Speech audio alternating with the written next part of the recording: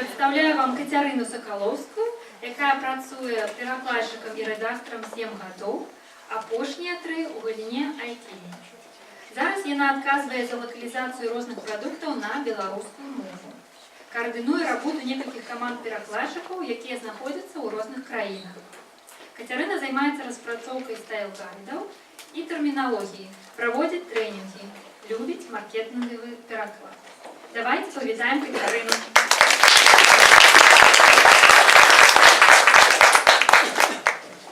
Дякую. Я буду рассказывать сегодня про адносіны паміж перакладчыкамі і рэдактарамі.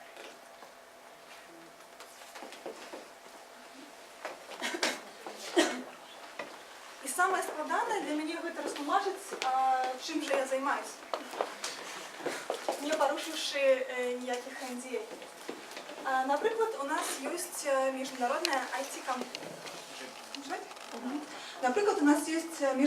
IT-кампанія, якой трэба перакласці ўсе свае прадукты на больш чым за 100 моваў свету. Зразумела, што яны адразу звернуцца ў буйныя агенствы, якія могуць ім забяспечыць такія аб'ёмы, хуткасць і гэтак далей. Гэтыя агенствы далей пойдуць да больш дробных агенстваў. Іх звычайна тут можа быць любая колькасць, у якіх ужо ёсць свае штатныя, пазаштатныя перакладчыкі і рэдактары, якія выканаюць пераклад. Потым усё вернецца вось сюды. І, як вы разумееце, на гэтым этапе таксама можа быць вельмі многа агенстваў. Але пасля гэтага пераклад яшчэ не гатовы. Затым прыходзіць этап ацэнкі якасці перакладу, ці quality assessment. І менавіта там я працую разам са сваёй камандай. Вось зялёны квадратик, гэта тое, чым займаюся я. Навошта патрэбна ацэнка якасці перакладу? Па-першае, як вы бачыце, тут працуе вялізная колькасць людзей, і патрэбны адзіны стыль, адзіная тэрміналогія, выкананне ўсіх патрабаванняў, і ўжо пасля гэтага ідзе прадукт гатовы да публікацыі, і ён ідзе да карыстальнікаў. Як вы бачыце, схема даволі такая вялікая, і пры работе з усімі гэтымі людзьмі узнікаюць цяжкасці. Ну і самая галоўная цяжкасць гэта ў тым, што людзі гэта не схема. Ва ўсіх у нас свой вопыт, свае меркаванні, сваё бачанне, свой творчы падход, эмоцыі, мы ўсе вельмі розныя і па-рознаму адносімся да працы. Другое гэта доўгі ланцужок выканальнікаў. Як вы разумееце, у кожнага перакладчыка свой менеджер, у гэтага менеджера свой менеджер, у рэдактара таксама свой менеджер. Ёсць менеджеры, якія адказваюць за прадукты, за накірункі, за мовы і гэтак далей. І вельмі часта, калі рэдактар адпраўляе сваю праўку, то яна вельмі доўга ідзе да перакладчыка і наадварот. Нейкі каментарый перакладчыка можа вельмі доўга ісці да рэдактара. Гэта працуе як зламаны тэлефон, прычым у абодва бакі. Ну і яшчэ адна цяжкасць – гэта лакалізацыя на беларускую мову.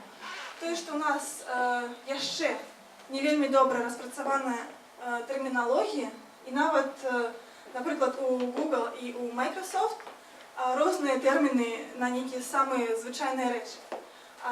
Далей гэта тое, што ў нас две дзяржаўныя мовы, і часцей за ўсё людзі выкарыстоўваюць рускую мову, і гэта ўплывае і на іх пераклады. Другі бок гэтай праблемы ў тым, што перакладчыкі стараюцца зрабіць усё, што толькі можна, каб пераклад не гучаў па-руску. Ну і таксама недахоп ведаў, недахоп добрых перакладчыкаў на беларускую мову. І вось маё рашэнне, што трэба рабіць, каб все было добра. Самае першае – гэта сістэма. Самы асноўны дакумент – гэта стайл-гайд. У ім трэба ўсё прапісаць. Усе патрабаванні заказчыкаў, акрэсліць усе лінгвістычныя патрабаванні, асаблівасці пунктуацыі, тыповыя памылкі, патрабаванні да перакладу канкрэтных прадуктаў, да стылю, да тону і гэтак далей. Далей, такое балючае пытанне часам – гэта выкананне бізнес-працэсу. У нас павінны быць добра акрэсленыя правілы гульні, для таго, каб кожны ведаў, што, як адбываецца, да каго трэба звярнуцца, калі ёсць цяжкасці, каму задаваць пытанні, да каго ісці з добрай ініцыятывай, калі прыдумаў вельмі класную ідэю, каб гэта ўсё працавала, каб не было гэтага зламанага тэлефона. Наступнае – гэта размеркаванне роляў. З ім таксама бываюць цяжкасці. Перакладчыкі не павінны самастойна ўносіць новыя стандарты, а рэдактары не павінны перапісваць пераклады за перакладчыку, яны павінны вучыць каманду рабіць заўвагі. І для гэтага вельмі важная камандная работа. І тут такі сакрэт, што той, хто займае самую высокую пазіцыю, не абавязкова павінен быць самым разумным. І мы ніколі ў камандзе не павінны вырашаць, хто з нас больш аўтарытэтны, самы разумны, хто ў нас тут самы вопытны, і трэба заўсёды вучыцца адзін у аднаго, не баяцца вучыцца адзін у аднаго, нават калі ты 20 гадоў прафесіі, а прыйшоў нейкі выпускнік і расказвае пра тое, як перакладаць нейкую канкрэтную праграму. І яшчэ адно, гэта тое, што няма эталоннага перакладчыка ці эталоннага рэдактара. І часам мне так пашанцавала, што ў мяне ў кампаніі зараз вельмі моцныя лінгвісты на кожным этапе. Але і ў нас часам узнікаюць непаразуменні, таму што калі каманда не працуе разам, то часам вынікі не вельмі добрыя. Людзі могуць проста не спрацавацца. Для таго, каб такога не было, вельмі важна камунікацыя. І важна тое, што мы не можам пасядзець разам у офісе, а потым, калі у нас нейкія праблемы, пайсці разам папіць кавы, высветліць адносіны, паразмаўляць. Мы ўсе сядзім за камп'ютарамі, але нам трэба бачыць за гэтым рэальных людзей. Трэба для гэтага выкарыстоўваць усе даступныя нам сродкі камунікацыі, такія як электронная пошта, чаты, відэаканферэнцыі. І вельмі важна кожнаму выказваць сваю думку, а не збіраць свае пытанні і крыўды нявыказаныя, а потым проста ўсё кідаць. Ну, і абавязкова павінна быць мір і згода ў камандзе. Вельмі важна, каб эмацыянальныя адносіны перакладчыкаў да сваёй работы. Калі ваш тэкст правіць, гэта не значыць, што нешта з вамі не так. Гэта значыць, што трэба паглядзець на памылкі, паправіць іх і ісці далей. І яшчэ тое, што перакладчыкі і рэдактары не спаборнічаюць адзін з адным, яны разам працуюць над адной справай. Інакш будуць проста бясконцыя арбітражы, таму што кожны пункт гледжання яго можна адстаяць, калі паставіць сабе такую мэту. Дзелавая этыка. Проста прыклады. Тут ужо мала часу, не буду вельмі падрабязна. Цытата з ранняй перапіскі з перакладчыкам. Вось тут, я думаю, што таксама вы бачыце надпіс з відэаканферэнцыі. Не забывайцеся пра дзелавую этыку, калі вы на проводзіце відэаканферэнцыю. Таксама вельмі важны добрыя адносіны ў камандзе і персанальны фактар. Важна ведаць, калі ў некага нараджаюцца дзеці, калі некага вяселле ці захварэў кот, таму што гэта уплывае на нашы вынікі, на статыстыку. Для гэтага ўсяго нам трэба дамаўляцца. І ў цэлым перамовы гэта такая неад'емная частка нашага жыцця, таму што так выйшла, што ніхто не чытае думкі адзін аднаго. Мы пастаянна бацькі дамаўляцца са сваімі дзецьмі. Калі мы збіраемся з сябрамі, нам трэба вырашыць важныя вельмі пытанні, піца ці суш. І тое ж самае і на працы. Калі нам трэба, напрыклад, выбраць самы правільны тэрмін ці самы лепшы варыянт, самы лепшы стандарт, якім мы будзем далей карыстацца. Самае галоўнае агульнае ў гэтых сітуацыях тое, што мы слухаем адзін аднаго, не выкладваюся одну хвіліну, слухаем адзін аднаго, выказваем сваю думку, часам пры гэтым мы прымаем узважанае рашэнне, пры гэтым часам некаму прыходзіцца ісці на ўступкі. Я, як абяцала ў відэа, раскажу пра самы дзейсны, пра такі добры метад, які дазволіць нам дамаўляцца з кім заўгодна, калі заўгодна, па метаду Сімпсона. Прыйшлі і дамовіліся. Але самае галоўнае вынік маёй усёй прэзентацыі гэта наша гатоўнасць ісці, гатоўнасць слухаць адзін аднаго, гаварыць пра свае праблемы, не маўчаць і дамаўляцца. Таму што няма такой чароўнай кнопкі ці суперкіраўніка, які б даў адказы на ўсе пытанні, а ўсе такі ўзялі і паслухаліся. Ніколі такога не будзе. І ўвесь сакрэт у тым, што разам з усей камандай мы працуем над адной мэтай дзень за днём, крок за крокам.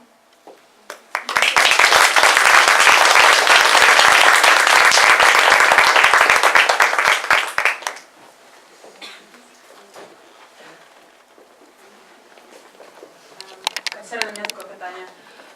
Кто ваши замовцы? Это замежные компании? Ці ёсць сярод іх таксама беларускія компании, якія таксама жадаюць бачыць свой сайт на беларускай мове? Беларускіх кампаній у мяне няма. Я працую з міжнароднымі IT-кампаніямі. По NDA я не могу сказать, кто это, але я могу сказать, что это вядомая пошуковая система. То бок атрымліваецца, што замежныя замоўцы, яны больш хочуць бачыць свой сайт, скажем, на беларускай мове. Так, інтэрфейс. Ну, не толькі яны. Вось як прыклад, такія кампаніі, так само як, напрыклад, Microsoft, Google, хто у нас яшчэ. Яны звычайна лакалізуюць на беларускую мову. Так.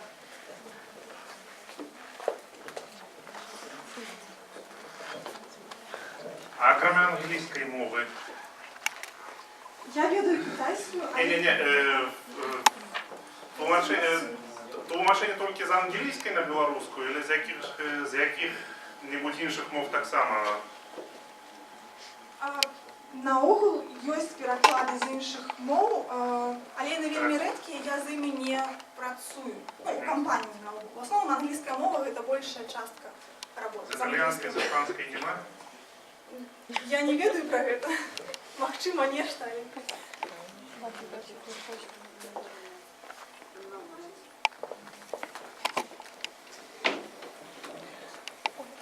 Меня очень интересный доклад. Я тоже последние годы очень много работаю как редактор. Я хотела спросить у вас, работаете ли вы редактором как фрилансер? И если да, то как вы оцениваете свою работу по страницам, которые приняты, или все-таки за час? Потому что обычно редактор очень сложно посчитать, оценить, сколько завершений. По-рознаму, я вельмі рэдка. У мяне адзін самы буйны заказчык, часам я нешта перакладаю, часам я нешта рэдагую. Часцей за ўсё я ацэньваю гэта за гадзіну. Але на самой справе часцей за ўсё я спачатку гляджу на тэкст, ацэньваю, колькі часу зойме, і калі, напрыклад, заказчык прапануе ацэньваць за слова, і я бачу, што мне гэта выгадна, ну, я згаджаюся.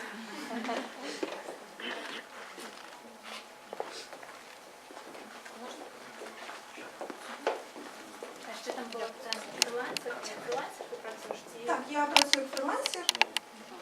Катерина, у мене таке питання. Чи є який середньостатистичний темп редагування? Ну, ось, скажем, 5 сторонок за годину. Я розумію, що залежить від тексту, але все ж таки некая середня. У мене зараз стандарт 1000 слов за годину. Ну, зрозуміло, що коли текст горшої якості, то більше часу. Дякую.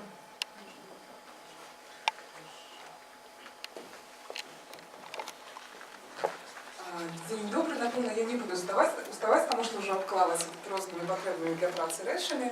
Меня зовут Ганна, и у меня так само есть досвід як перакладчыцкай, так и редакторской працы. И вот я так разумею, что вы працуете и з великими командами перакладчыкаў так само. Скажите, калі ласка, вось на першапачатковым этапе супрацоўніцтва з перакладчыкамі, асабліва з маладымі перакладчыкамі ў новай камандзе, ёсць вось гэта прага навучыць чалавека, з аднаго боку, навучыць чалавека ўсяму адразу, а з іншага перапісаць за чалавека проста каб хутчэй было. Вось як вы знаходзіце баланс у працы з новымі перакладчыкамі і, мабыць, у вас ужо ёсць свае лайфхакі, калі не шкада, канешне, імі падзяліцца, як усё ж такі пачынаць працу з новымі перакладчыкамі ў камандзе і як зрабіць, каб яны хутчэй уліваліся ў працу. Дзякуй вялікі за адказ. Дзякуй за пытанне. Ну тут адказ зойме яшчэ мінімум хвілін 15. Ну, па-першае, я працую на незалежную кампанію, якая займаецца толькі кантролем якасці. Гэта значыць, што ў гэтага маладога перакладчыка ёсць свой рэдактар і ёсць свой language lead, які адказвае за якасць внутры сваёй каманды. Гэта не мой прамы абавязак, па-першае. Так, я павінна навучыць яго language lead, яго рэдактара, як вучыць перакладчыка. Так? Таму што я раблю для гэтага? Я яшчэ раз вярнуся, прапісваю вельмі падрабязна ўсе стандарты, усе стайл-гайды, усе інструкцыі, збіраю дакументы з best practices, прыклады тыповых памылак, як іх вырашылі. І ўсе гэтыя дакументы проста яны абагульваюць усімі перакладчыкамі. Калі новы перакладчык у нас прыступае да работы, яму трэба вывучыць даволі многа дакументаў. Часто бывают такие ситуации, когда замест редагавання лепей зрабіць новый пераклад. У мяне не. У мяне ўсё працуе. Гэта правда. Поважана Катерина, у меня питание ось такое. Годов 4-5 тому, як ми тут усі ведаємо, був прийнятий закон про мову, і так само нове правописання. Ці є ось тяжкості з перекладчиків, і у вас так само з правописання. Ми вчили в школі інше, зараз другое, ось це. Чи ці тяжкості цяхи? Ёсць цяжкасці, таму што правілы яны напісаныя, але яны не ўключаюць нейкія вельмі многа прыкладаў. Узнікаюць новыя пытанні, якія дакладна не прапісаныя ў новых правілах. Узнікаюць спярэчнасці, і ў выніку прыходзіцца мне прымаць нейкае агульнае рашэнне разам з перакладчыкам, як мы робім. Мы прапісваем далей у сваім стайл-гайдзе, што мы робім у тым ці іншым выпадку. Замест таго, каб узяць гатовыя публікаваныя правілы.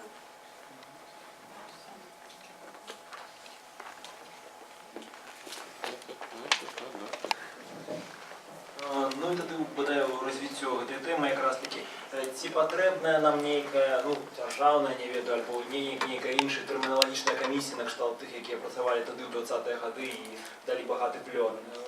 Ці мажліва такое, напрыклад, на базе, не ведаю, парк высокіх тэхналогій, няхай сабе там патрошкі скінуцца, зробіць фундацыю,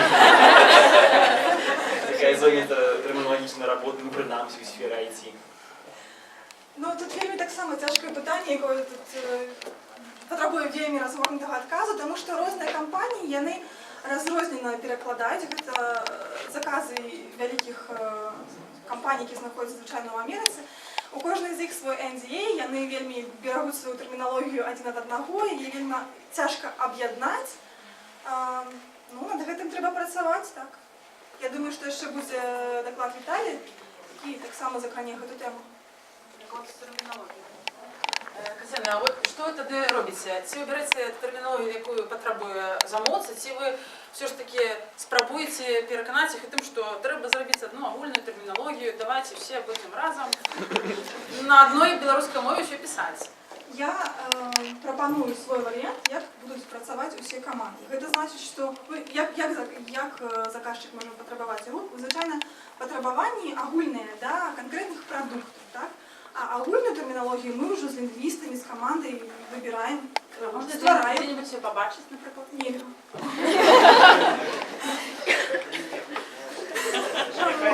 Падайдзіце потым падчас... Агульнасць не толькі ў вашай камандзе, але сярод усіх... Падайдзіце потым падчас кавы.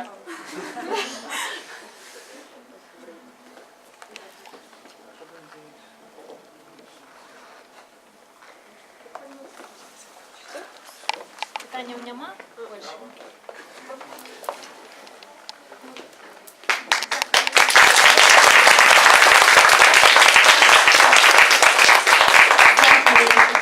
Гэта было вельмі цікава.